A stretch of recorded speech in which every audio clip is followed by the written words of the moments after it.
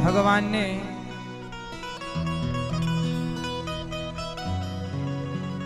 कान दिए हरि कथा सुनने को, कान दिए हरि कथा सुनन को, और मुख से कर गुणगान खिलौना माटी का।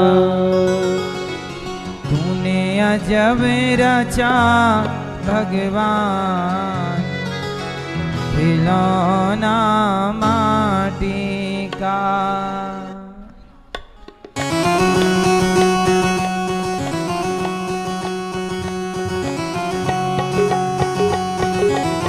जय हो।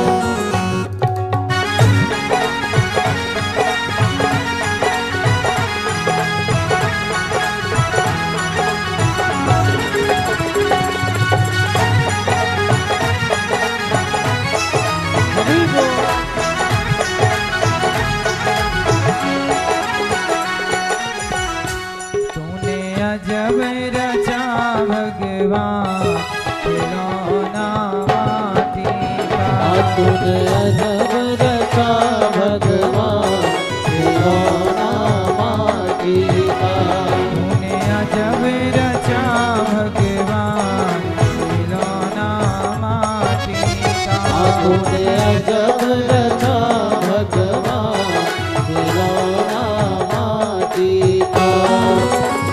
माटी का रे माटी का, माटी का रे, माटी का, माटी का रे माटी का।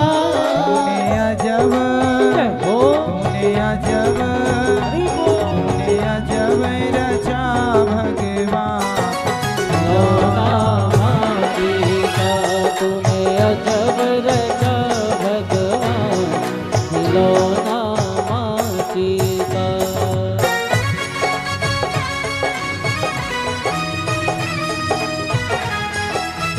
हरि बोल।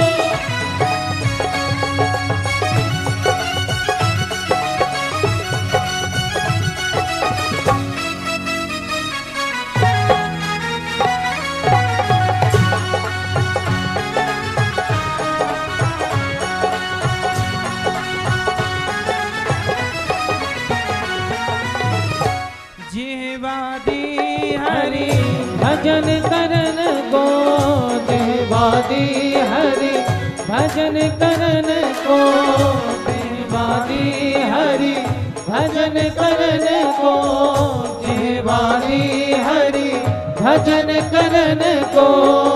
और जीवादी प्रभु का नाम जपने के लिए आँखों से पहचान खिलौना माटी का। और आँखों से पहचान खिलौना माटी का। तूने अजब रचा भगवान खिलौना माटी का। तूने अजब रचा भगवान खिलौना माटी का। इसलिए जिह्वा काय के लिए दी है। सब लोग मेरे संगा श्रीमन्नारायण श्रीमन्नारायण श्रीमन्नारायण नारायण नारायण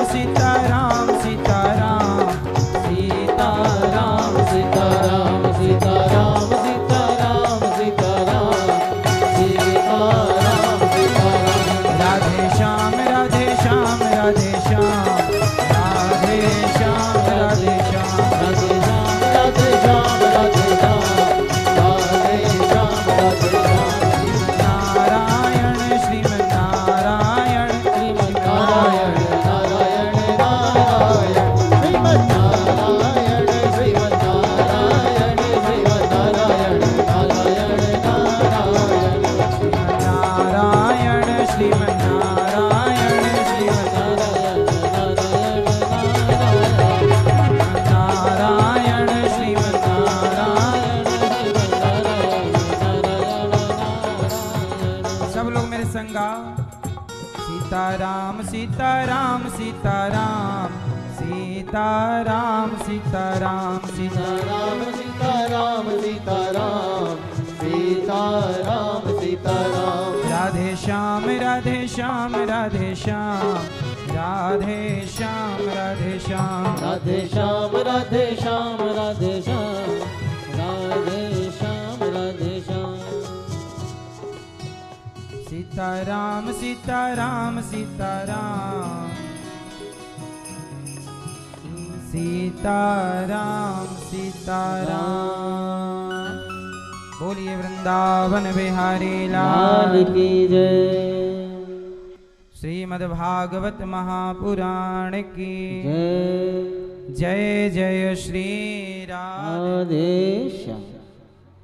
परम मंगलमय परात्पर अखिलेश्वर अखिल ब्रह्मांड नायक भगवान श्री कृष्ण की वांगमय प्रतिमूर्ति श्रीमद् भागवत महापुराण।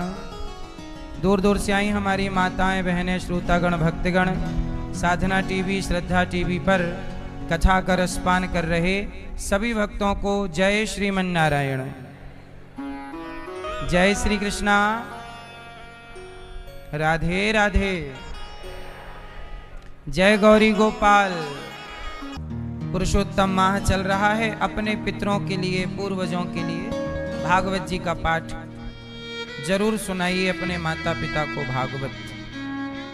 कल हम लोगों ने भगवान का उत्सव मनाया। क्या मनाया? Happy birthday to you. कल भगवान प्रकट हुए। भय प्रकट कृपाला दीन दयाला यशोमति के हितकारी। यशोमति मतलब यशोदा मैया का हित करने वाले भगवान कृष्ण प्रकट हुए। भय प्रकट कृपाला,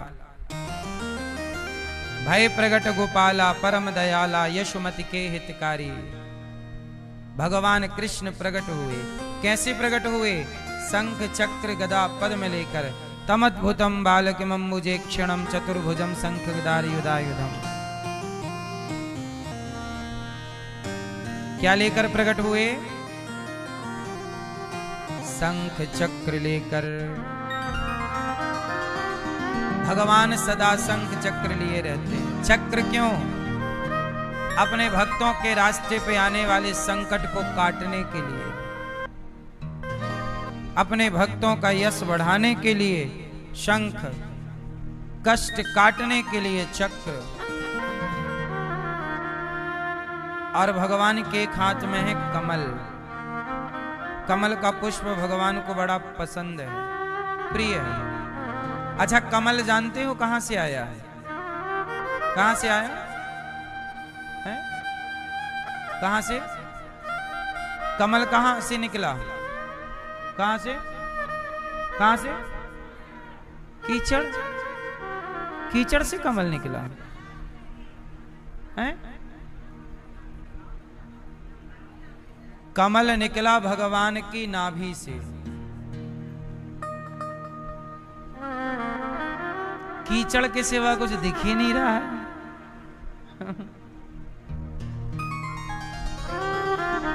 कमल कहां से निकला? भगवान नारायण की नाभि से कमल। फिर कमल में ब्रह्मा जी प्रकट हुए। कमल ब्रह्मा, कमल क्या है? ब्रह्मा जी का बनाया नहीं है कमल। ब्रह्मा जी की बनाई सृष्टि में कमल नहीं आता, इसलिए भगवान की सुंदरता की उपमा कमल से दी जाती है ना। नव कंज लोचन कंज मुख कर पद कंज। भगवान के सुंदर से नेत्रों को कमल की पंखुड़ी की तरह कटीले नेत्र हैं। नव कंज लोचन। भगवान कमल हाथ में लिए रहते हैं भगवान नारायण। क्यों?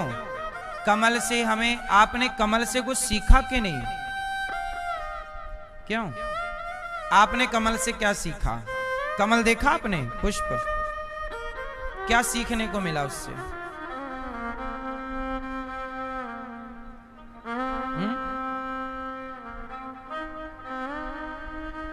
कमल में एक विशेषता होती है। क्या? कमल की विशेषता है वो पानी में रहता है, पर पानी की बूंदों से अलग रहता है, पानी से अलग रहता है। पानी में रहता हुआ भी पानी से अलग है। पानी में रहता हुआ भी पानी से, बोलो, अलग है। पानी में रहता हुआ जैसे कमल पानी से अलग है, भगवान कमल लेकर यही तो कहते हैं कि मेरा भक्त वही है जो जगत में रहता हुआ भी जगत से अलग रहे, जगत में रहता हुआ भी जगत से उठा हुआ हो। पानी कमल में मतलब पानी में कमल रहता हुआ पानी से उठा ऊपर की ओर रहता है। आप भी जगत में रहते हुए जगन्नाथ की ओर उठे रहिए, यही जगत में रहने का सिद्धांत। अच्छा, कमल में एक और विशेषता होती है, बताओ क्या? उसका भी दिन रात का कोई फंडा होता है, पता है आपको? कमल का किसे पता है क्या होता है? रात में और दिन में क्या होता है? कमल में रात में वो बंद हो जाता है और सुबह सूर्योदय होते ही खिल जाता है। बोलो हाँ। रात होते ही उसका मुंह बंद हो जाता है, पंखुड़ियां उसकी, और सवेरे सूर्य की किरण पड़ती खिल जाता है। वाह, क्या मैसेज है बताओ? क्या सीखा इससे आपने?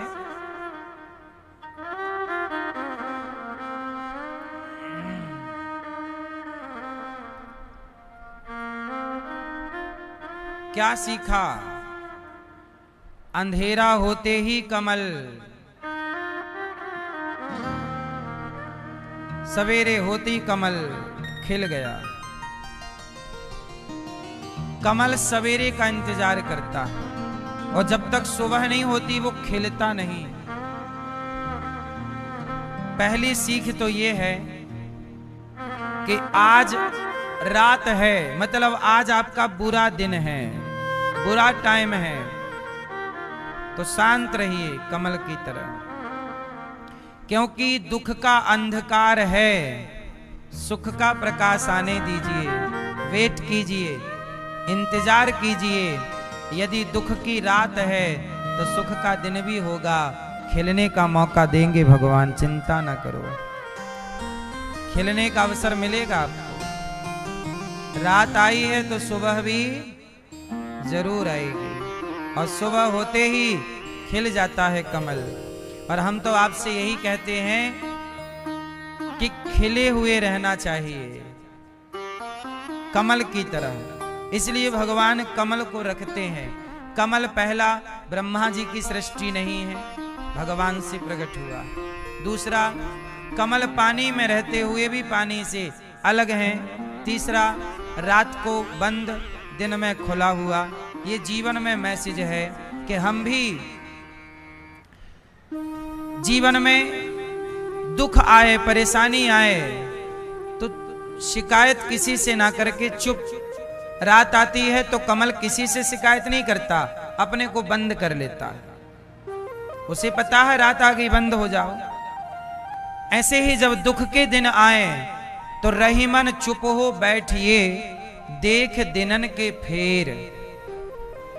रहीमन चुप हो बैठिए, जब समय अच्छा ना हो तो चुप बैठ जाना चाहिए। समय विपरीत हो, कल खिलने का मौका मिलेगा, खिल लेना। तो जीवन में खिले हुए होना चाहिए कमल की तरह। भगवान कृष्ण प्रकट हुए कहाँ? मथुरा में आए गोकुल, गोकुल से भगवान दिव्य लीला करते हुए वृंदावन आए, और वृंदावन से भगवान मथुरा गए कंस को मार करके, और आगे की लीला किए। सुखदेव जी, परीक्षित जी ने कहा कि जरा प्रभु की लीला का विस्तार कीजिए, तब विस्तार करते हैं, सुनो। भगवान श्री कृष्ण जब प्रकट हुए तो वृंदावन मथुरा से वसुदेव जी सिर पे रखकर गोकुल पहुंचाए, और यशोदा ने कन्या को जन्म दिया था। श्री कृष्ण को रखा और कन्या को वसुदेव जी ने टोकनी पे लिटाया और ले गए। और जब कन्या रोई तो कन्या को देखकर कंस को लगा देवकी का 8वां बच्चा आ गया। जब जाके देखा तो वो लड़की। कंस बोला, आकाशवाणी ने तो कहा था कि देवकी का 8वां गर्भ तेरा काल होगा, तो शायद 8वें गर्भ में लड़की है। तो कंस ने कहा, खतरा तो दोनों से है, लड़का हो या लड़की। तो मार डालने के लिए पत्थर पर पटक दिया। और जब पटका तो वह कन्या हाथ से छूटकर कंस के आकाश में चली गई और आकाशवाणी करती हुई बोली, कंस तू मुझे क्या मारेगा, तुझे मारने वाला प्रकट हो चुका है। अब कंस घबरा गया कि भाई कहां से प्रकट हो जाएगा, क्या देवता भी झूठ बोलने लग गए। देवताओं ने तो कहा था आकाशवाणी में देवकी का 8वां गर्भकाल, और 8वीं तो ये लड़की है। और ये आकाश में गई, यही कन्या विंध्यवासिनी कहलाई। विंध्याचल पर्वत पर जाकर रही और विंध्यवासिनी मैया के नाम से दुनिया जानती है। तो ये मैया कहाँ विराजी? विंध्याचल, विंध्यवासिनी मैया। ये यशोदा की पुत्री है। तो जो दुर्गा है, देवी है, ये यशोदा की पुत्री है। इन्हें 9 नाम से जाना जाता है। प्रथमम शैलपुत्री च, द्वितीयम ब्रह्मचारिणी, तृतीयम चंद्रघंटेति, कूष्मांडेति, चतुर्थकम। तो ये नवरात्रि जो है, ये देवी जो है, ये यशोदा जी की पुत्री है, भगवान श्री कृष्ण की बहन। तो दुर्गा भगवान कृष्ण की क्या लगी? बहन। तो देवी भगवान की क्या लगी? बहन, क्योंकि ये यशोदा की कन्या है। फिर कंस ने बड़ा पश्चाताप किया कि राम राम, मैंने देवताओं के कहने से बेकार ही अपनी बहन को जेल में डाला। अब जेल से मुक्त कर दिया कंस ने। वसुदेव देवकी की बेड़ियां कटवाई। कहा, बहन क्षमा करना, वो हमें मारने वाला तो कहीं प्रकट हो गया, हमने बेकार ही आपको बड़ा कष्ट दिया। तो जेल से मुक्त कर दिया कंस ने। किसको? देवकी वसुदेव को। अच्छा, इसमें एक नारद जी की भी एंट्री है। जब देवकी माँ का पहला बच्चा हुआ तो कंस ने उसे लौटा दिया था। बोले हमें पहले से खतरा नहीं है, हमें खतरा 8वें से है। तो जब लौटाया तो नारद जी बोले, यहां ए कंस सुनो, क्या कर रहे हो? बोले देवकी का कोई भी बालक 8वां हो सकता है। 5 उंगली है, यहां से गिनो तो ये 5वीं, और यहां से गिनो तो ये 5वीं। कौन सा 8वां हो जाए पता नहीं। अच्छा, नारद जी के कहने से कंस ने देवकी के पुत्र को बुलवाया और फिर मारा। जबकि कंस ने पहले पुत्र को छोड़ दिया था, तो दूसरे को भी छोड़ता, तीसरे को भी छोड़ता, पर नारद जी के कहने से उसने मार डाला। अब सवाल ये खड़ा हुआ कि नारद जी ने क्यों कहा? भाई किसी की जान बच रही है तो आप क्यों घुस रहे हैं बीच में? तो बताओ, नारद जी ने सही किया कि गलत? क्या किया नारद जी ने? नारद जी ने कहा कि देवकी का कोई भी बच्चा 8वां हो सकता है। तो कंस ने बुलाया, बच्चे को मार डाला। तो नारद जी ने सही किया कि गलत? बोलो जोर से, जोर से। सही कि गलत? सही। कैसे सही है? हाँ, नारद जी ने सही तो किया, पर सही का कारण भी आपको पता होना चाहिए। और कारण ये है कि सबसे ज्यादा पाप लगता है बच्चों को मारने में। चोरी किया तो पाप बढ़ा 1%, 2%। दारू पिया, मांस खाया, पाप बढ़ा 10%, 15%। पर आपने किसी बच्चे की हत्या कर दी तो सीधा 90। ग्राफ कहां चला जाएगा? किसी बाल हत्या कहते हैं इसे। कौन सी हत्या कहते हैं? आप किसी बच्चे को मार डालिए तो वो सीधा 90 पे जाएगा ग्राफ आपका, पाप का। सीधा 90 नंबर मिलेंगे पाप के। तो नारद जी ने सोचा कि कंस का पाप जल्दी पाप का घड़ा भरना है, तो पाप का घड़ा भरने के लिए क्या चाहिए? और पाप। तो पाप क्या होगा? देवकी के पुत्रों को ये मारता रहेगा। इसलिए नारद जी ने कहा कि कोई भी 8वां हो सकता है, तो 6 को निपटा दिया कंस ने। 6 पुत्रों को मार डाला देवकी मां के। अब देवकी मां के 6 पुत्र मारे गए। कंस का भर गया पाप का घड़ा।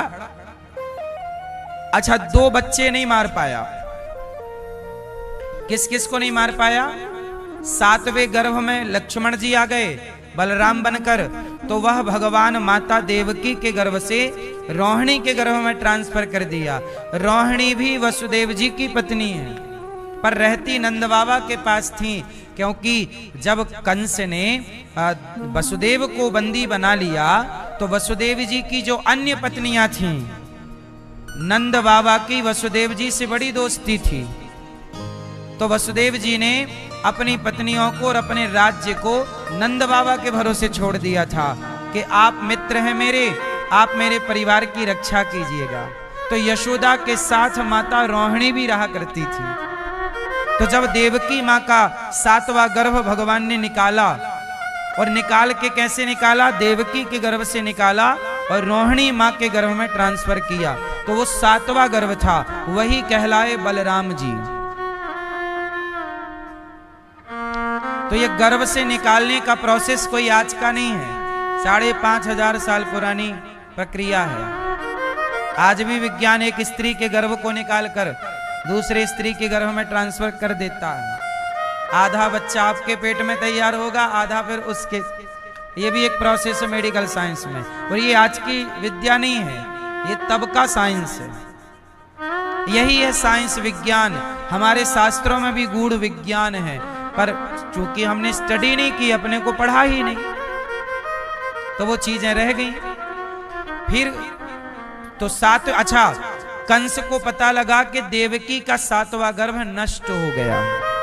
नष्ट हो गया मतलब गिर गया, गर्भपात हो गया। तो 8वें रूप में जब भगवान कृष्ण आए, तो अदला बदली हो गई, वहां चले गए, कन्या आ गई, कंस हो गया कंफ्यूज। अच्छा, कंस ने कितने बेटे मारे माता देवकी के?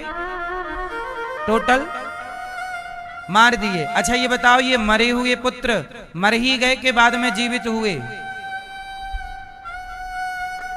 बोलो, हैं? मर ही गए के जीवित हुए? सुनो, ये जो पुत्र मारे गए कंस के द्वारा, ये सालों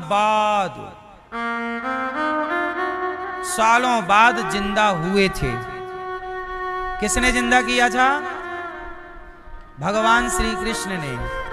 क्यों जिंदा किया था? इसकी भी एक कथा है। पहले आपको एक बात बतानी होगी।